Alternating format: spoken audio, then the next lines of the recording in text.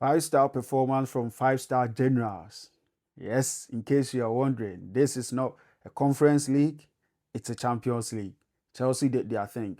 Um, One thing I'm going to talk about Maresca, Estevao, the scoreline, um, McGew, Gittins, Buonanotte, and everything that happened in the game. I'm going to make this video a bit concise and very short, not long. So stick and stay with me. Let me hear your comments in the comment section and let me know what you think about. Please, if you've not subscribed, subscribe to our YouTube channel and also follow us on Facebook and TikTok.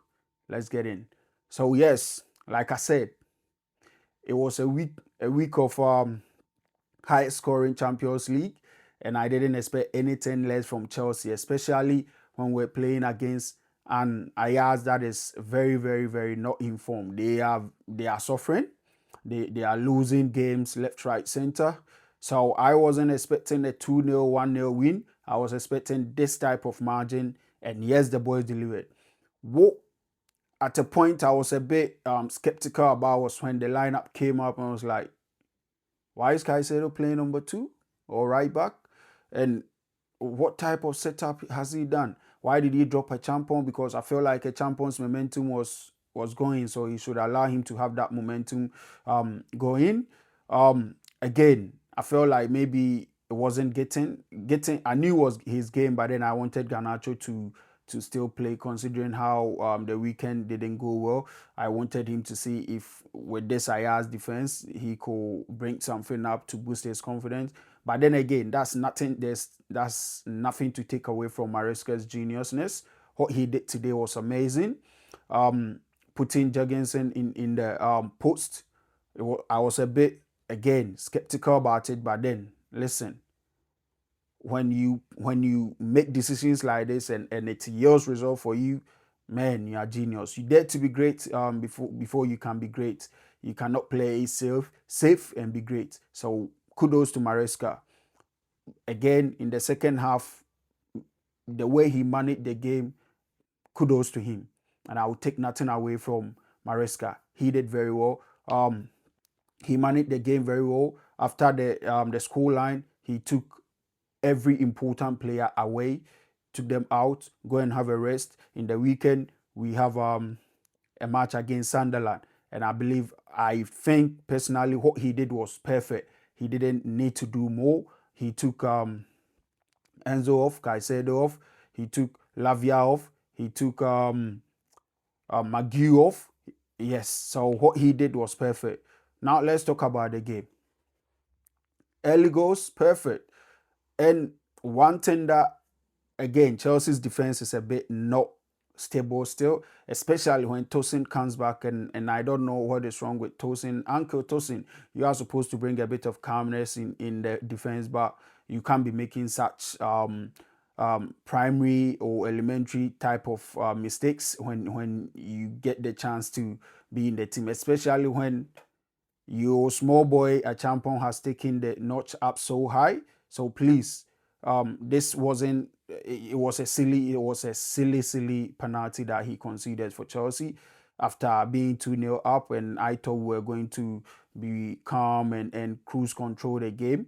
But again, nonetheless, all the players stepped up. Amazing goal from Caicedo. Now let's talk about the McGew goal. This is what a striker does. If you see the goal, you might think it was just a tap in.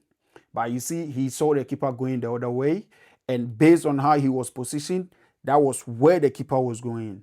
But what he did was he didn't hit the ball straight to the net. He hit it against the ground, and it bounces off the ground straight to the net.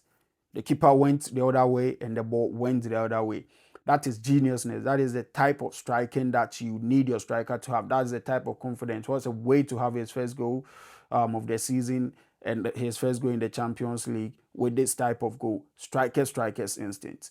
And that is very good. Now Caicedo is gradually having a name for himself when it comes to the outside the box, the 15, 20, 30 yards. If he has the ball, he's going to hit it, and when he hits it, then he takes us back all the way back to the Lampard era, the Michael Essien era, when we knew no matter how the defense is solid, we can have a crack from behind the box and we are going to have a goal.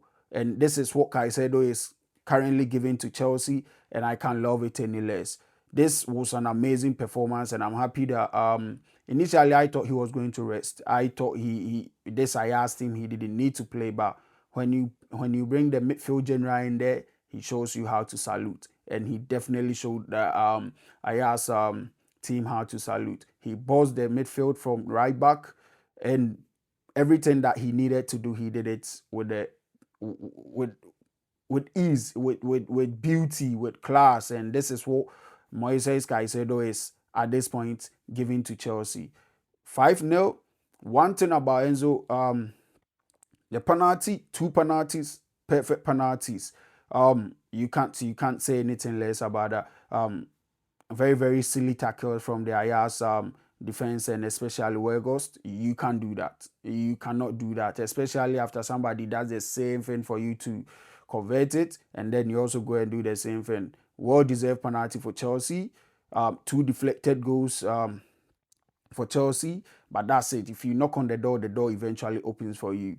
The penalties was good, but Enzo Fernandez showed leadership, and this is something that I'm actually going to say kudos to him. I'm actually going to give his flowers, because when he had the penalty for the second goal, it could have been his second goal, but he said, listen, big man, Estevao, you are doing amazingly well. Now cap your game with a goal, and then gave it to the youngster, score to get to boost your confidence up. And what a way to convey that penalty. What a run up to the penalty kick. And it was an amazing top corner, top bin, power, speed to it, and I didn't see any way the goalkeeper was going to stop that penalty. Amazing performance from Estevao, amazing performance from Jamie Gittins. I think this is his best game for Chelsea so far.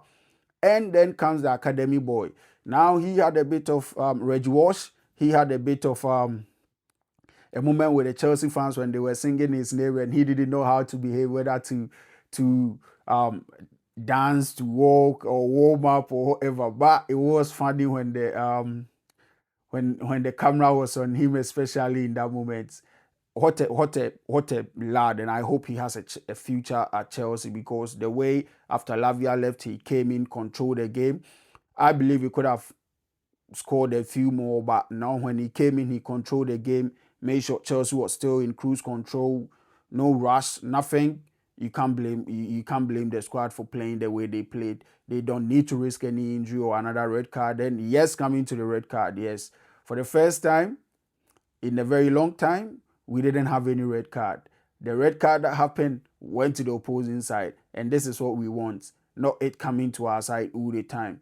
Kudos to the guys, kudos to Maresca, kudos to all the goal scorers. Estevao, beautiful game. Caicedo, beautiful game. Reggie Walsh, Gittins, his best game for Chelsea so far.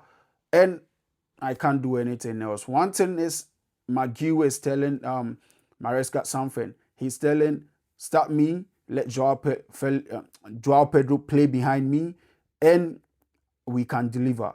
Especially McGew can deliver. 3 games on a row, amazing performances, and today he continued that. So yes, Maresca has a bit of decision to take, but until they come back, I believe he should have a chance to see what he can do.